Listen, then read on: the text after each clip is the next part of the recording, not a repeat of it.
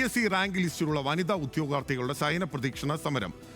സെക്രട്ടേറിയറ്റിന് മുന്നിലെ വനിതാ CPO റാങ്ക് ലിസ്റ്റ് ഹോൾഡേഴ്സാണ് പ്രതിഷേധിച്ചത്. പോലീസ് ജീപ്പിൽ ഉദ്യോഗാർത്ഥികളെ ആശുപത്രിയിലേക്ക് മാറ്റുകയാണ്. വിവരങ്ങളുമായി ഹാൻസ് ജോണാണ് തിരുവനന്തപുരത്ത് നിന്ന് വിവരങ്ങളുമായി നമുക്കൊപ്പം ചേരുന്നത്. ഹാൻസ്, വലിയ രീതിയിലുള്ള ഒരു സമരം അവർ 4 ദിവസമായി നടത്തി വരികയായിരുന്നു. നിലവിൽ ഈ സമരത്തിന്റെ സ്ഥിതി എന്താണ്? അവരെ ഈ പോലീസ് ജീപ്പിൽ മാറ്റുന്നു എന്ന് പറയുന്നത് എന്താണ്?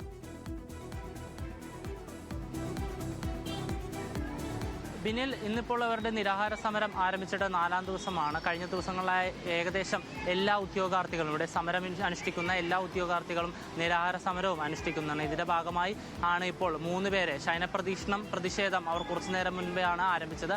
അത് അവസാനിച്ചു. അതിൻ്റെ ഇടയിലാണ് 3 പേരെ ശരീരം വയ്യാതായതിനെ തുടർന്ന് അവരെ ആശുപത്രിയിലേക്ക് മാറ്റിയത്. ഈ ആംബുലൻസിൻ്റെ കുറവ് മൂലം പോലീസ് ജീപ്പിലടക്കം എത്തിച്ചാണ് ഉദ്യോഗാർത്ഥികളെ ഇപ്പോൾ ആശുപത്രിയിലേക്ക് മാറ്റിയിട്ടുള്ളത്. ഞാൻ നേരത്തെ സൂചിപ്പിച്ചതുപോലെ തന്നെ ഈ മാസം 19-ന് അവരുടെ റാങ്ക് ലിസ്റ്റിൻ്റെ കാലാവധി അവസാനിക്കും. എന്തായാലും ഈ വരുന്ന ചുരുങ്ങിയ സമയത്തിനുള്ളിൽ തന്നെ എത്രയും പെട്ടെന്ന് ഇവരുടെ എല്ലാവരുടെയും നിയമനങ്ങൾ നടത്തണമെന്നാണ് ഈ ഉദ്യോഗാർത്ഥികൾ പ്രധാനമായും ആവശ്യപ്പെടുന്നത്. ഇപ്പോൾ നമുക്ക് ദൃശ്യങ്ങളിൽ നിന്ന് തന്നെ വ്യക്തമാക്കാം, കഴിഞ്ഞ ദിവസങ്ങളിലായി ഇവരെല്ലാവരും നിരാഹാര സമരത്തിലാണ്. പക്ഷേ യാതൊരു വിധത്തിലുള്ളൊരു ചർച്ചയ്ക്കും സർക്കാർ വിളിക്കുന്നില്ല എന്നാണ് ഇവർ പ്രധാനമായും പറയുന്നത്. ഇനിയിപ്പോൾ കുറച്ച് ദിവസങ്ങൾ മാത്രമേ ഉള്ളൂ നിങ്ങളുടെ റാങ്ക് ലിസ്റ്റിൻ്റെ കാലാവധി കഴിയാനായിട്ട്. അപ്പോൾ ഒരു ചർച്ചയ്ക്ക് ഇതുവരെ വിളിച്ചിട്ടില്ല, എന്താണ്? ഇല്ല, ഒരു ചർച്ചയ്ക്കും വിളിച്ചിട്ടില്ല. ഒരു പ്രതിനിധികളും നമ്മളെ സമീപിച്ചിട്ടുമില്ല. അപ്പോൾ അവർ മധുരയിൽ പോയതുകൊണ്ടാണോ എന്താണ് നമുക്കറിയില്ല, സമ്മേളനത്തിന് പോയതുകൊണ്ടാണോ.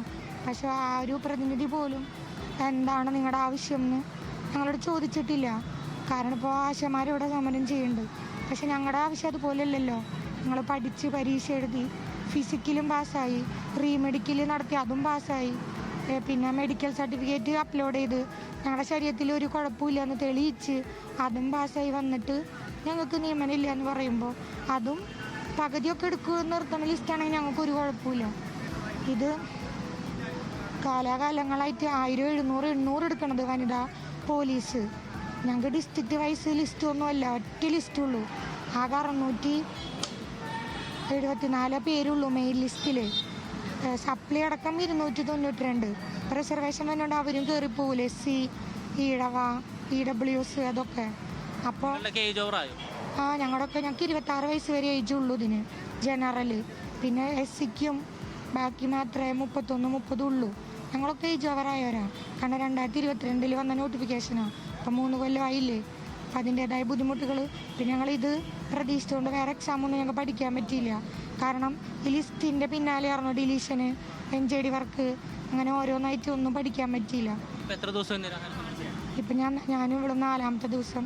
ഒരാളിപ്പോൾ തല കറങ്ങി വീണു. കാരണം ഫുഡൊന്നും ഞങ്ങൾ കഴിക്കണില്ല. കാരണം നമ്മളെ റൂമിലേക്കും പോലും പോകണില്ല. ഞങ്ങൾ ഇവിടെ തന്നെയാണ്. 2ാം തീയതി മുതൽ രാത്രി ഇവിടെ കിടക്കും, പകൽ ഇവിടെ കിടക്കും. ഇവിടെ പമ്പിൻ്റെ അവിടെ പോയിട്ടാണ് യൂറിനൊക്കെ പാസ് ചെയ്ത് വരണത്.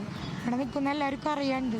കാരണം സത്യസന്ധമായിട്ടാണ് ഞങ്ങളത് ചെയ്യണം. കാരണം ഞങ്ങൾ 6 മാസം കഷ്ടപ്പെട്ട് ഫിസിക്കലി ചെയ്തതിൻ്റെ അത്രയൊന്നും ഞങ്ങൾക്ക് ഇപ്പോൾ ഇതില്ല. അത്ര ഞങ്ങൾ കഷ്ടപ്പെട്ടു.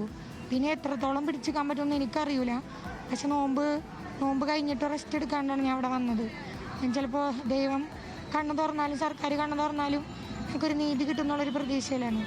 ഇപ്പോഴും ലിസ്റ്റ് പൂർണ്ണമായിട്ട് എടുക്കണം ഞങ്ങൾ പറയില്ല, ഒരു 60%. കാരണം 964 പേരുടെ ലിസ്റ്റിൽ നിന്ന് 268 നിയമനം. അത് ഫ്രഷായിട്ട് 232 ഉള്ളൂ. ബാക്കിയൊക്കെ ഞങ്ങൾ ജോലിക്ക് കയറാത്തവരെ കയ്യും കാലും പിടിച്ച് NJD എടുത്തതാണ്. അപ്പോൾ ഇനിയെങ്കിലും ഒരു 60% എടുത്ത് സർക്കാർ ഞങ്ങളോട് നീതി കാട്ടണം എന്നൊക്കെ ഒരു അപേക്ഷയുള്ളൂ. താങ്കളുടെ ഏജ് ഓവർ ആകാറായോ? ഞാനും മെയിൻ കാറ്റഗറിയല്ല, സപ്ലൈ കാറ്റഗറിയിലുള്ളതാണ്. എനിക്കും 29 വയസ്സായി. ഇപ്പം എൻ്റെ മുന്നിൽ ഇനി ഫോഴ്സർ എക്സാം എന്നുള്ളൊരു ഓപ്ഷൻ ഇല്ല. മറ്റ് എക്സാമുകൾക്ക് ട്രൈ ചെയ്യുന്നുണ്ടെങ്കിലും ഞങ്ങൾ ഈ 2022 തൊട്ട് ഇതിനു വേണ്ടി പരിശ്രമിക്കുന്നതുകൊണ്ട് ഞങ്ങളുടെ മുന്നിൽ ഫിസിക്കലും മെഡിക്കലും എല്ലാം കടന്നു പോയതുകൊണ്ട് മറ്റൊരു കാര്യത്തിലേക്ക് ഞങ്ങൾക്ക് കോൺസെൻട്രേറ്റ് ചെയ്യാൻ പറ്റിയിട്ടില്ല. ഇത് ഏകദേശം അവസാന എക്സാം തന്നെയാണ്. സർക്കാർ ഞങ്ങൾക്ക് തരുമെന്നുള്ള പ്രതീക്ഷ തന്നെ ഇപ്പോഴും ഞങ്ങൾ മുന്നോട്ട് പോകുന്നത്.